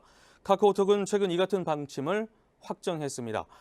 물론 지금도 메시지 삭제 기능이 있습니다만 자신의 채팅방에서만 지워질 뿐입니다. 별다른 의미가 없는 것인데 저 또한 채팅방을 잘못 보내서 메시지를 잘못 보내서 난감했던 기억이 있는데 그래서 내일로 예정된 버전 업데이트를 통해서 상대방에게 보낸 것까지 상대방이 읽기 전이라면 일정 시간 내에 삭제할 수 있도록 하는 기능을 추가하기로 한 것입니다. 경쟁 메신저 네이버 라인은 이미 지난해 말부터 이 기능을 도입한 바 있습니다. 네, 지금까지 아침엔 지금 JTBC 안태훈입니다. 수요일 날씨 키워드 알려드립니다. 오늘은 맑은 하늘, 일교차, 그리고 금요일 비인데요. 모처럼 비 소식 하나 없이 공기도 깨끗하고 하늘도 맑습니다. 다만 일교차가 커서 옷차림에 유의하셔야겠는데요. 아침 저녁으로 쌀쌀해서 감기 걸리기 쉽습니다. 금요일에는 다시 전국에 비가 내리고 이후 아침 최저 기온이 20도 아래로 떨어지면서 가을 속으로 한 걸음 더 들어서겠습니다. 요즘 SNS에서도 가을 이야기가 한창입니다. 해가 있을 때는 덥고 해가 지면 춥다며 일교차가 큰 전형적인 가을 날씨 언급하신 분 있었고요. 기온은 선선하고 하늘은 깨끗하다. 가을바람에 등산하고 싶다며 가을을 반갑게 맞아주시는 분들도 계셨습니다. 아마 사계절 중 가을을 최고로 꼽는 분들 많으시겠죠? 짧게 스쳐 지나가기 때문에 벌써부터 아쉬운 마음도 듭니다. 지금까지 키워드와 SNS로 만나본 날씨였습니다. 임대료가 갑자기 너무 올라서 장사를 접은 족발가게 사장이 건물주를 망치로 때린 사건이 있었죠. 이른바 궁중족발 사건인데 어제 국민참여재판이 열렸습니다. 이 사건 이후 상가 임대차 계약 기간을 늘리는 방안이 추진됐지만 개정안은 아직도 국회를 통과하지 못하고 있습니다. 여성국 기자가 보도합니다. 서울 서촌에서 궁중족발 가게를 운영하던 김모 씨의 국민참여재판에서 지난 6월 7일 사건이 담긴 CCTV 영상이 재생됐습니다. 망치를 든 김 씨가 건물주 이모 씨를 쫓아가며 때리고 차로 들이받으려는 듯한 모습을 강조한 검찰은 살해 고의가 있었다고 주장했습니다. 이 씨는 머리와 어깨 등 전치 12주의 상해를 입었습니다. 하지만 김 씨의 변호인은 이 씨를 혼내주려 했을 뿐 살해 고의는 없었다며 임대료를 둘러싼 이들의 갈등을 설명했습니다. 건물주 이 씨가 보증금 5천만 원에 월세 300만 원이던 임대료를 보증금 1억 원에 월세 1,200만 원으로 크게 올리려 했다는 겁니다. 이후 지난 6월 4일 강제 집행 끝에 김 씨가 결국 장사를 접게 됐다고도 했습니다. 김 씨에게 살인미수와 특수상해 중 어떤 죄를 적용해 얼마만큼의 처벌을 할지는 배심원 판결을 토대로 이번 주 목요일 재판부가 결정합니다. 궁중족발 사건 이후 상가 임대차 보호법 논란도 커졌습니다. 정부와 여당은 계약을 갱신해달라고 요구할 수 있는 기간을 현재 5년에서 10년으로 늘리는 방안을 추진했습니다. 하지만 8월 임시국회에선 개정안이 통과되지 못했고 여야는 9월 정기국회에서 이 문제를 다시 논의합니다. JTBC 여성국입니다. 임대료 인상에 불만을 품고 세입자가 망치를 휘둘러 건물주를 다치게 한 이른바 궁중족발 사건의 첫 국민참여 재판이 앞서 전해드린 대로 어제 열렸습니다. 검찰과 변호인 측은 살인미수 혐의를 적용하는 문제를 놓고 치열한 공방을 벌였습니다. 오늘은 증인신문 등의 두 번째 재판이 예정돼 있습니다. 백성문 변호사와 법적 쟁점들을 자세하게 짚어보겠습니다. 안녕하십니까? 네, 안녕하세요. 네, 변호사님, 궁중족발 사건 네. 좀 더 구체적으로 살펴보죠. 이 사건 당일로 가보면요, 지난 6월 7일입니다. 네. 6월 7일 오전 8시경에 이 궁중족발이라는 곳을 운영했던 이 임차인인 김 씨가 임대인인 이모 씨를 이제 망치를 사용을 해서 가격을 하려고 했고, 그래서 어깨나 손목 등에 이제 전치 12주의 상해를 입히고요. 그 이후에 자동차를 몰고 또 이 임대인 이 씨에게 돌진하는 과정에서 이 사건과 전혀 상관이 없는 지나간 행인 연모 씨가 차에 치여서요. 전치 8주 정도의 상해를 입었는데 이 두 건의 살인미수의 혐의로 지금 기소가 돼서 국민참여재판이 열리고 있는 그런 사건입니다. 네, 앞서 전해드린 대로 살인미수 혐의를 적용하는 문제를 놓고 검찰과 변호인 측이 치열한 공방을 벌였다고 하는데 어떻게 보세요? 일단 이번 사건의 제일 중요한 건 이 행위가 살인의 고의를 가지고 한 행위인지 아니면 죽일 의도는 전혀 없이 상해만 가할 의도인지 이걸 가지고 이제 양측이 치열하게 다투는 건데요. 결과만 딱 놓고 보죠. 전치 12주의 상해, 전치 8주의 상해입니다. 그러니까 결과는 상해인데 과연 이 망치를 휘둘렀던 김모 씨가 속마음을 무엇을 가지고 있었는지가 이번 사건의 쟁점이에요. 왜냐하면 살인 미수는 일단 형이 굉장히 높습니다. 특수상해에 비해서. 그러니까 이제 변호인 측에서는 처음부터 살인의 고의가 없이 망치로 겁만 주려고 했고 실제로 망치로 제대로 가격한 적이 없다. 그리고 살인의 고의를 가지고 있었으면 소위 망치를 들고 1대1로 만나지 으슥한 곳에서 강남 대로변 오전 8시에 망치를 휘둘러서 누군가를 죽이려 했겠느냐. 그러니까 이건 살인의 고의가 없었다는 주장을 하는 거고요. 검찰 입장에서는 여기에 주목합니다. 사실 사람의 속마음은 알 수가 없어요. 이 사람이 살인의 고의를 가졌는지 상해 고의를 가졌는지 알 수 없는데 그런 경우에 제일 중요한 건 외부로 드러난 사정이에요. 근데 사람의 머리를 가격하려 했다라는 거 하나, 그리고 가격하려고 했던 도구가 망치라는 점, 이걸 보면 살인의 고의 자체는 명백하다. 그러니까 살인의 고의가 명백하니까 살인 미수가 적용돼야 된다. 이렇게 지금 양쪽이 주장을 하고 있는 상황입니다. 자, 그런데 이번 재판이 특히 관심을 모으고 있는 것은 살인 미수 혐의를 적용할 것이냐 이 부분도 있겠습니다만 임대인과 세입자 간의 관계, 또 권리 문제 아니겠습니까? 사실 그게 본질이에요. 이번 사건은 뭐 제 개인적인 사견을 말씀드리면 죄명은 살인 미수로 갈 것 같습니다. 왜냐하면 망치로 누군가의 머리를 가격하려고 했다면 그 경우에는 사실 특수상해로 인정되는 전례가 거의 없었어요. 결국은 얼마나 많은 부분이 참작할 만한 것이 있는지예요. 그러니까 이 궁중족발 사건이 유명했던 건 이 서촌 요즘에 굉장히 사람 많고 상권이 좋아지지 않았습니까? 이곳에서 좀 오랫동안 족발집 운영하고 있었는데 이 건물을 이제 새로 구입한 이모 씨가 건물 리모델링을 한 이후에 임대료하고 보증금을 엄청나게 많이 올린 거예요. 원래 여기가 보증금 한 3천에 월세 한 300만 원 정도 수준이었는데 여기를 보증금 1억에 월세 1,200만 원 올린 겁니다. 굉장히 많이 올린 4배 정도 올린 거죠. 그런데 사실 법적으로는 문제는 없어요. 왜냐하면 상가임대차보호법에서 임차인의 계약 기간은 5년을 계약 갱신할 수 있는데 그 이후에는 새로운 조건을 제시할 수 있습니다. 임대인 입장에서도. 이제 그거 과정에서 서로 이제 다툼이 시작이 됐고요. 그러다가 결국 이 임대인이 명도 소송까지 하게 된 거예요. 그러니까 이제 나가라. 이제 이렇게 된 거죠. 그 굉장히 긴 소송 과정에서 결국 이 임대인이 승소를 합니다. 그리고 이 김모 씨 임차인 같은 경우는 권리금 한 푼 받아나가지 못하고 또 강제 집행하는 과정에서 손가락까지 절단이 됐어요. 이제 이런 것 때문에 캐캐이 쌓인 분노가 이렇게 표출된 것이다.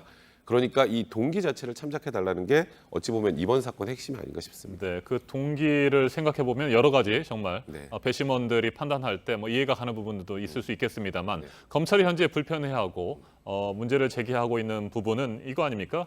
임대인과 세입자 사이의 권리 문제를 다투는 재판이 아니고 이건 살인 미수 혐의를 적용할 것인지에 대한 재판이기 때문에 좀 냉정하게 판단해야 한다. 뭐 이런 입장인 것 같아요. 그러니까 검찰은 그거예요. 지금 말씀하셨던 것처럼 아니 이게 무슨 민사 재판이냐. 이게 상가임대차보호법에서 나가야 되고 나가면 안 되고에 관련된 재판이 아니고 그건 이미 끝이 난 거고 누군가가 망치를 가지고 상대방을 공격했던 사건이기 때문에 사안의 본질은 이 임대차와 관련이 없고 결국 이게 살인의 고의가 있었는지 없었는지 여부가 중점이 돼야 되는데 이번 사안이 자꾸 이제 이쪽으로 흐르게 되고 있고요. 또 지금 이제 상가 임차를 해서 이제 일을 하고 계시는 분들 또 연합하는 쪽에서도 많이 참작을 해줘야 된다는 주장을 지금 외부에서 지금 하고 있지 않습니까?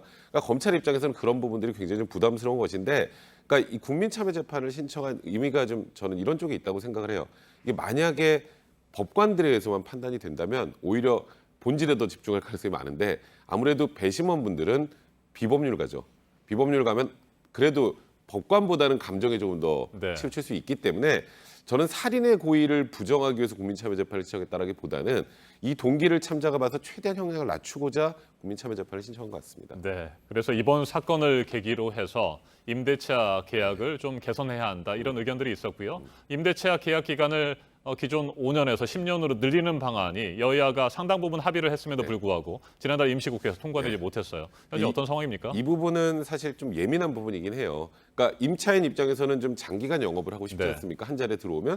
그래서 10년을 이제 갱신할 수 있도록 보장을 해달라는 게 이제 국회 내부에서 안이 어느 정도 받아들여졌는데 이제 문제는 최초에는 자영업당이 안 된다고 임대인의 권리를 너무 침해하는 것이다라고 했지만 향후에 이제 요즘에 임차인에 관련된 이런 문제들이 많이 생기다 보니까 10년으로 연장하는 부분에 대해서는 이제 여야가 어느 정도 합의를 이뤘고요. 다만 임대인에게 세제 혜택을 좀 주는 방향 쪽으로 자영업당 의견이 반영이 돼서 합의는 어느 정도 된 것 같은데 지금 말씀하셨던 것처럼 저번 임시국회에서 통과가 되지 못했고요.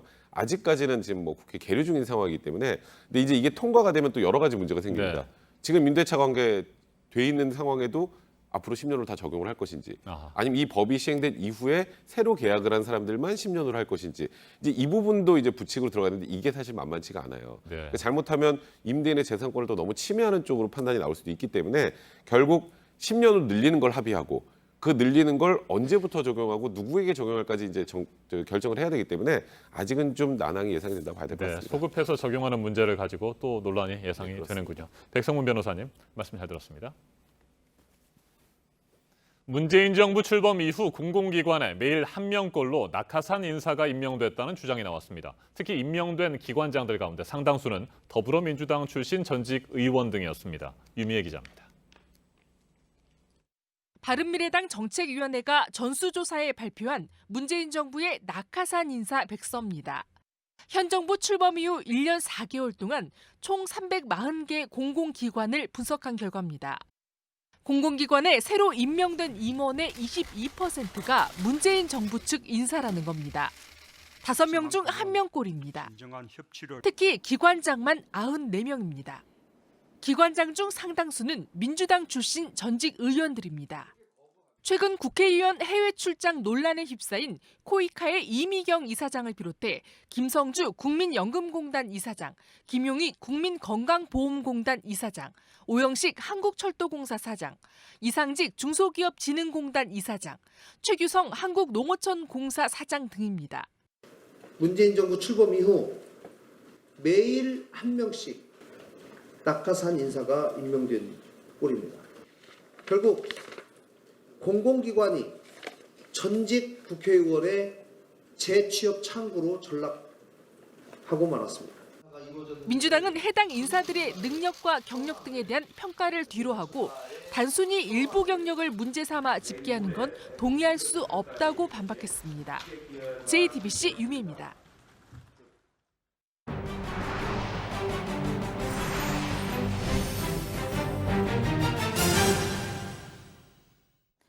영국에서 190만 명을 대상으로 심장 나이를 조사했습니다. 80%가 실제 나이보다 높게 나왔는데요. 담배를 끊거나 생활 습관을 바꿔야 한다는 경고가 나왔습니다. 김성탁 특파원입니다. 뇌졸중을 앓은 러셀은 목소리를 잃었습니다. 심혈관 질환을 연구하고 예방하는 영국 심장재단이 공개한 모습입니다. 잉글랜드 보건당국이 30세 이상 성인을 상대로 심장 나이를 조사했습니다. 5명 중 4명이 실제 나이보다 심장 손상이 심한 것으로 나타났습니다.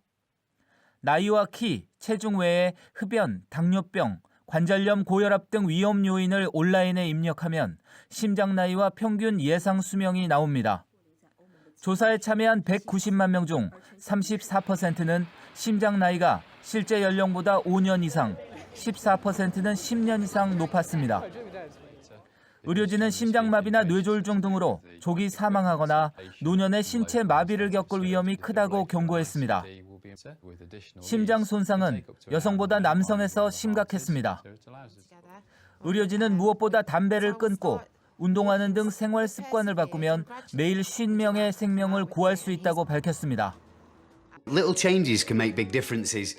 Like instead of getting the bus to work, I got a bike and a cycle to work, 7.5 miles. 전문가들은 30세 이상의 모든 성인에 대해 심장 나이를 조사해 위험을 줄이기 위한 긴급 조치를 취해야 한다고 강조하고 있습니다. 런던에서 JTBC 김성탁입니다. 인도에서 고가도로가 무너져 지금까지 최소 10명의 사상자가 발생했습니다. 도로 가운데가 움푹 내려앉아 있습니다. 현지 시간 4일, 인도 동부 콜카타의 한 고가도로가 무너져 지금까지 9명이 다치고 구조 과정에서 1명이 숨졌는데요. 차량들이 아직 잔해에 깔려 있어 추가 인명피해가 우려되는 상황입니다. 다리가 무너진 원인은 아직 밝혀지지 않았는데요. 당국이 구조 작업에 총력을 다하고 있습니다. 승용차 옆을 들이받은 대형 트럭이 그대로 승용차를 끌고 달립니다. 승용차 안에는 사람이 타고 있어 매우 위험한 상황. 미국 샌안토니오의 한 고속도로에서 벌어진 일인데요.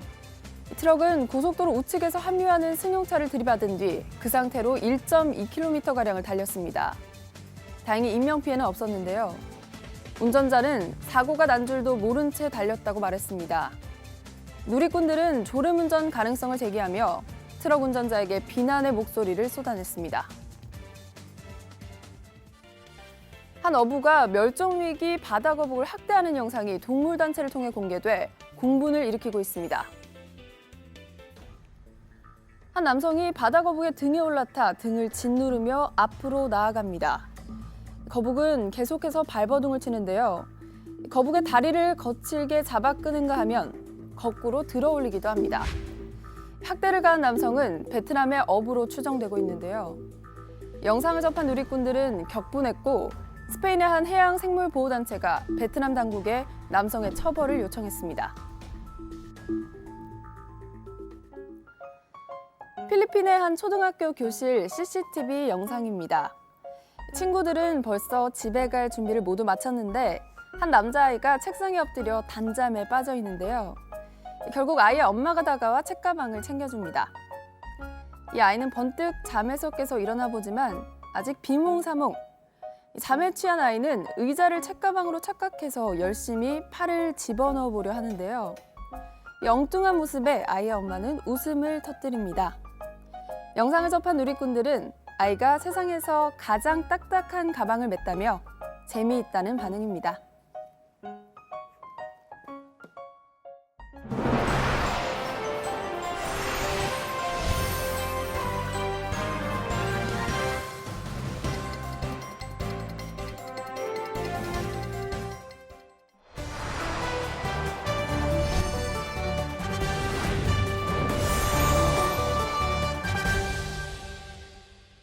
강한 비구름이 한반도를 오르내리면서 어제 새벽까지 전국 곳곳에 집중호우가 쏟아졌습니다. 북서쪽에서 차고 건조한 공기가 유입되고 남서쪽에서는 덥고 습한 공기가 밀려들면서 대기가 불안정해졌기 때문입니다. 띠 모양으로 형성된 비구름대가 마치 한여름에 장마 전선을 떠올리게 하는 가을 장마였습니다. 일본에서는 초강력 태풍 제비가 상륙해 큰 피해를 입었습니다.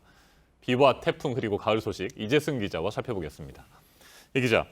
최근 집중호우가 전국 곳곳에 피해를 입힌 것만은 아니고요. 한반도 쪽으로 태풍 제비가 북상하는 것을 막았다고 하던데 그렇습니까? 네, 엄밀히 말하면 이 비가 아니라 북쪽에서 내려온 찬 공기가 영향을 줬는데요. 그래서 첫 번째 이슈는 호우 불은 찬 공기가 태풍을 막았다라고 준비했습니다. 그 21호 태풍 제비가 어제 일본 오사카에 상륙하면서 간사이 공항이 물에 잠기는 등 엄청난 피해가 발생을 했죠. 태풍 제비는 올해 북위 30도를 넘어 한반도 부근까지 올라온 태풍 가운데 가장 강한 위력을 지녔습니다. 하지만 북쪽에서 한기가 내려오면서 태풍의 한반도 북상을 막는 그런 역할을 했습니다. 네. 태풍이 올라오는 길은 부태평양 고기압 가장자리를 따라 만들어집니다. 북쪽에 찬 공기가 내려오면서 부태평양 고기압 세력이 일본 부근까지 물러났고 태풍길이 일본 연안에 만들어졌습니다. 지난주부터 이어진 이 게릴라 호우로 집안 침하가 발생하는 등 피해가 있었지만 뒤따라오는 찬 공기가 북상 중인 태풍을 막아주는 그런 역할도 한 겁니다. 네, 뭐 태풍이 저렇게 피해를 낼 수 있구나 싶을 정도의 그 일본의 모습들이 지금 속속 전해지고 있어서요. 네, 다음 이슈 볼까요? 네, 다음 이슈는요. 두 번째로 폭염으로 시작해 폭우로 끝난 8월입니다. 올해 극심했던 폭염은 이전까지 가장 더운 해로 기록됐던 1994년 여름 기록을 모두 갈아치웠습니다. 8월 31일까지 올 한 해 발생한 전국 평균 폭염 일수가 31.5일로 최종 집계가 됐는데 1994년 31.1일을 뛰어넘었습니다. 폭염 일수 통계를 내기 시작한 1973년 이래 최고 기록입니다. 태풍은 올해 21개가 발생했는데 여름에 발생한 것은 18개로 평년 11.2개보다도 훨씬 많았습니다. 태풍이 만들어지는 필리핀 부근과 또 마셜제도 부근이 해수면 온도가 높아진 게 가장 큰 원인으로 꼽히고 있습니다. 이 중에 한반도 영향을 준 것은 7호 프라피룸과 18호 룸바이 그리고 19호 솔릭인데요. 현재 상황으로 볼 때는 결국 8월 날짜로 보면 8월 상수는 폭염이 기승을 부렸고 하수는 태풍 솔릭과 가을 장마가 시작되면서 곳곳에 집중호우가 쏟아졌습니다. 네, 이번 여름 기록적인 폭염은 이제 물러갔지만 또 다른 측면에서 여전히 후폭풍이 거세다고 하던데 이건 무슨 얘기입니까? 네, 폭염 탓에 사람들이 바깥 출입을 자제하면서 헌혈자가 감소해서 혈액 보유량이 덩달아 줄어들었고요. 또 농산물 유통이 원활하지 못해서 추석 차례상 물가도 요동치고 있습니다. 아시는 것처럼 시금치값이 7월보다 3배가량 올라서 한 단 250g이 9,000원가량입니다. 또 여름철마다 제기되는 전기요금 제도 개편에 대한 목소리도 현재 높습니다. 네, 세 번째 이슈는 가을 얘기죠? 네, 그렇습니다. 가을 시작, 또 금요일 젠틀 레인이라고 준비했습니다. 올여름 최악의 폭염 때문에 9월에도 늦더위가 이어질 것이다라는 그런 우려가 있었지만 이 가을은 빠르게 찾아왔습니다. 태풍 쏠리게 가을 장마가 더해지면서 아침 기온은 20도 안팎까지 떨어졌고 낮 기온도 30도를 밑돌고 있습니다. 특히나 금요일 전국적으로 가을을 알리는 비 젠틀 레인이 내린 뒤에 토요일 서울의 아침 기온이 17도까지 떨어지는 등 완연한 가을 날씨가 찾아올 전망입니다. 기상청이 최근 발표한 1개월 예보를 보면 9월 상수는 평년보다 기온이 낮고 하수는 평년보다 높을 것으로 전망했는데요. 또 상순까지는 계절이 교차하면서 날씨가 불안정해서 국지적인 기습호우에도 대비해야 됩니다. 네, 잘 들었습니다. 이재승 기자였습니다. 브라질 국립박물관에서 발생한 큰 불로 인류 역사의 유물들이 한순간에 잿더미로 변했습니다. 네, 우리의 존재를 잃게 됐다. 허탈해진 역사학자들이 지금 하고 있는 말입니다. 소장돼 있던 유물 등 2,700만 점 가운데 무사한 건 10% 정도라고 합니다. 이한주 기자입니다.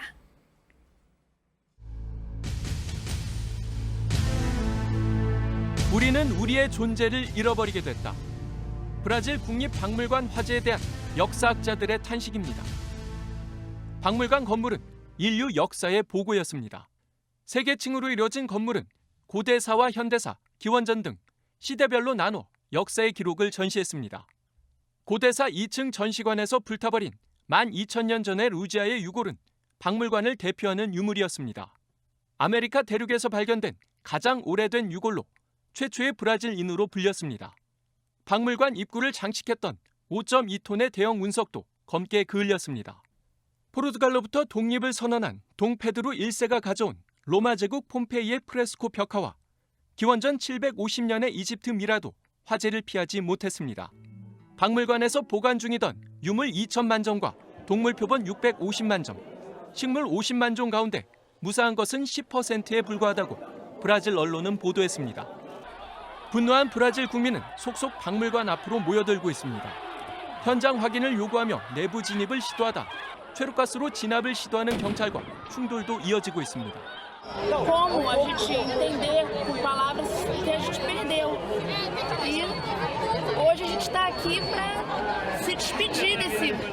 화재 원인 조사가 진행 중인 가운데 박물관 내벽과 지붕 부분의 붕괴 가능성도 제기됐습니다.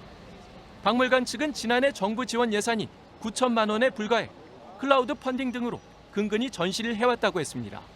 200년 된 박물관 참사는 지난 수년간 브라질 정치권의 부패에 따른 경제 몰락과 가난한 정부를 상징하는 은유다. AP통신 등 외신은 악화하는 브라질 여론을 이렇게 전했습니다. JTBC 이한주입니다. 스포츠 뉴스입니다. 번뜩이는 골에 재기발랄한 세리머니까지 안겨졌던 이승우 선수가 아시안게임 축구에서 가장 잘한 11명 가운데 한 명으로 꼽혔습니다. 어제는 축구대표팀에 들어갔습니다. 온누리 기자입니다.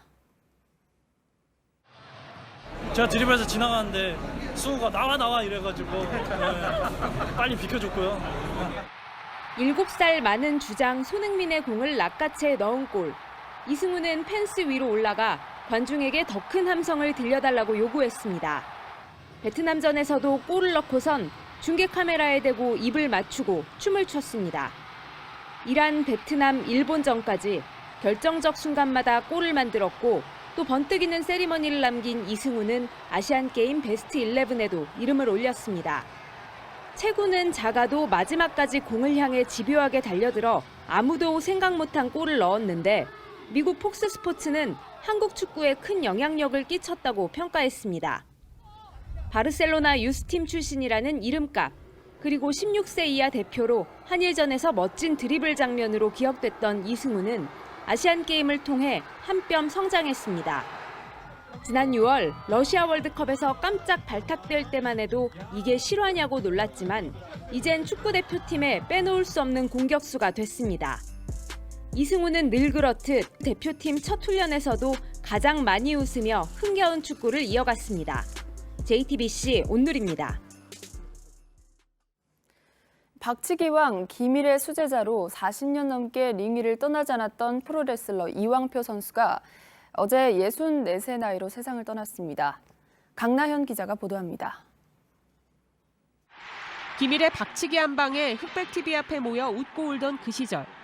이왕표도 레슬러를 꿈꾸던 소년이었습니다. 21살이 되던 1975년 기밀체육관을 찾으며 시작된 레슬링 인생.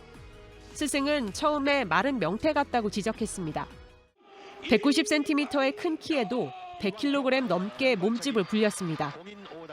거구였지만 돌려차기와 날아차기를 하던 레슬러. 몸은 날렵했습니다. 사람들은 나는 표범이라 불렀습니다. 스승 기밀, 그리고 역도산과 레슬링 전성시대의 끝자락을 함께했습니다. 그러나 1980년대부터 사그라들던 프로레슬링. 각본에 따라 짜고 한다는 논란과 싸워야 했습니다. 경기 자체 그 룰에 따라서 그냥 시합을 하는 거지 짜고 안 짜고라는 건 없어. 야구, 축구 같은 프로스포츠에 밀려났고 최근엔 진짜 싸움 같은 이종격 투기의 기세에 눌렸지만 이왕표는 프로레슬링은 땀과 함께 만들어낸 진짜라고 이야기했습니다. 링에서 그를 끌어내린 건 5년 전에 걸린 담도암이었습니다. 가장 강한 강적을 만났습니다. 암이라는 복병 앞에서 제가 무릎을 꿇었습니다, 여러분. 결국 2015년 은퇴했고 이후 병마와 이기고 지는 싸움을 계속 이어왔습니다. 링 위에서 죽는다면 영광스러울 것이라던 우리 시대 마지막 프로레슬러는 천상의 링으로 떠났습니다. 어쨌든 뭐 이제 그동안 뭐 수고했다, 고생했다, 뭐 그 정도였을 것 같아요. 뭐 말씀이 많으신 분이 아니니까. JTBC 강나현입니다. 기아 타이거즈가 1위 두산 베어스의 짜릿한 역전승을 거두고 포스트 시즌 진출 희망을 이어갔습니다. 어제 잠실구장에서 열린 KBO 리그 두산과의 방문 경기에서 1대3으로 끌려가던 8회 초 9점을 뽑아 10대5로 승리했습니다. 기아는 한화에 패한 롯데 자이언츠를 제치고 7위로 한 계단 올라섰습니다. 테니스 황제 로저 페더러가 US 오픈 테니스 대회 16강에서 탈락했습니다. 미국 뉴욕에서 열린 남자 단식 4회전에서 세계 55위 존 밀먼에게 세트스코어 1대3으로 졌습니다. 밀먼은 올해 7월 49위까지 오른 게 개인 최고 랭킹으로 이 대회 전까지는 메이저 대회 3회전 진출이 가장 좋은 성적이었습니다.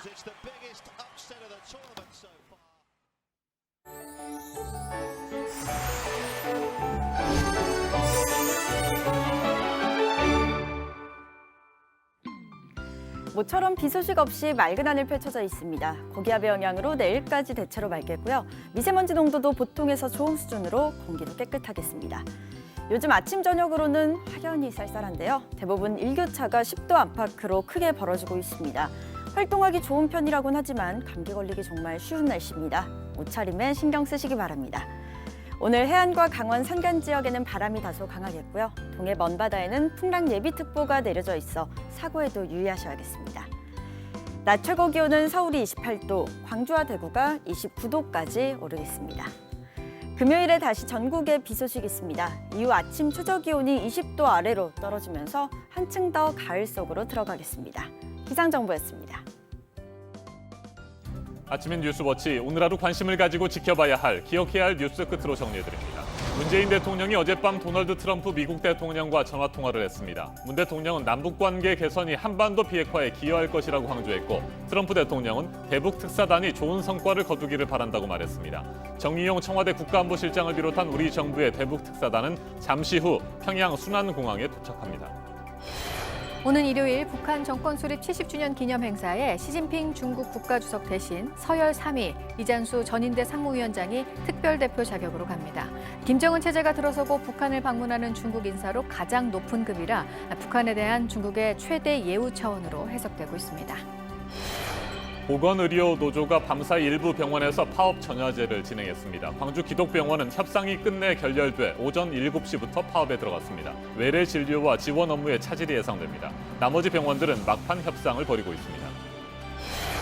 조현오 전 경찰청장이 오늘 오전 경찰에 소환됩니다. 이명박 정부 시절 재임 당시 경찰 조직을 동원해서 정부의 우호적인 여론을 만들기 위한 댓글을 달도록 한 혐의와 관련해 조사를 받을 예정입니다. 오늘 전해드릴 소식은 여기까지입니다.